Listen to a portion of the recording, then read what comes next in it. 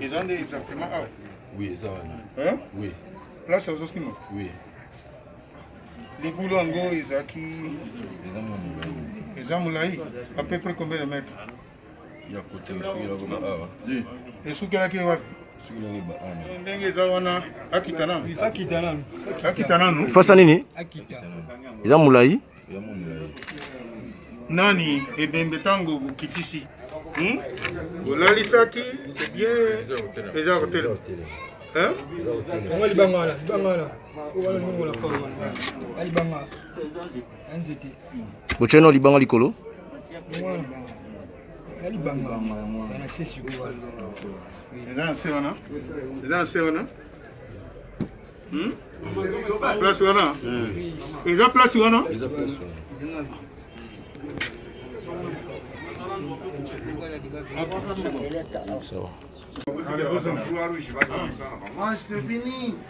Soko tomboli sac akobima mobimba. Bolandi? Bonjour. Hein? Bakoti na sac. Donc soko tomboli sac na ye akobima. C'est ça? Hein? Non. Explication na bango. Hein? Ndenge bokotsaki. Hein? Soki botomboli sac pembeni. Nde akobima na sac akobima na. Papa, il faut continuer kaka ko creuser pembeni. Nani, vous utilisez combien de sacs? Bon, makasi. Des sacs. Si vous sac que les hommes ont déjà parti ni. Sac que les hommes ont à côté à Moutou. Oh, ils me sont en appelé ça sac. Les hommes ont appelé.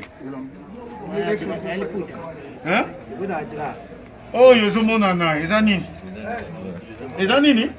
Loba makas. Ils ont drap. Drap, oh, Razaki Nangoa. Nanda? Hein? Donc, vous utilisez encore des sacs de Nadra. Nani? Sachet en nini? Yaboy. Si on a une partie aux hommes, on a déjà parti. Hein? Oh, on est moutou?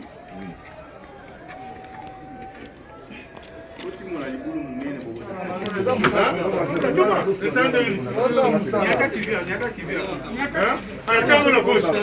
Tiens le téléphone dans la poche.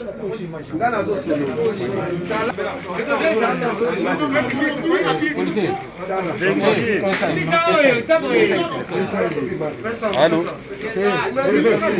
Allô? Membre de la famille. Je te reviens, hein? Allô? Ouais, je vous reviens. Accorde-moi une demi-heure.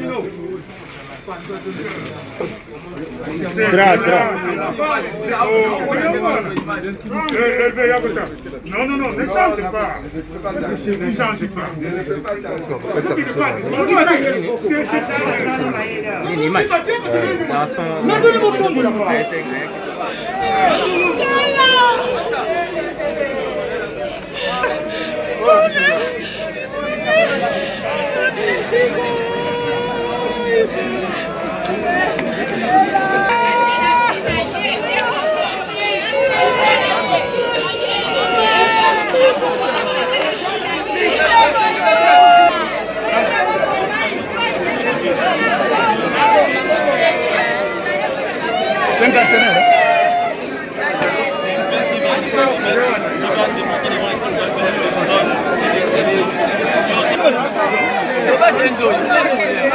Mama Yvonne, on a mis le boyer.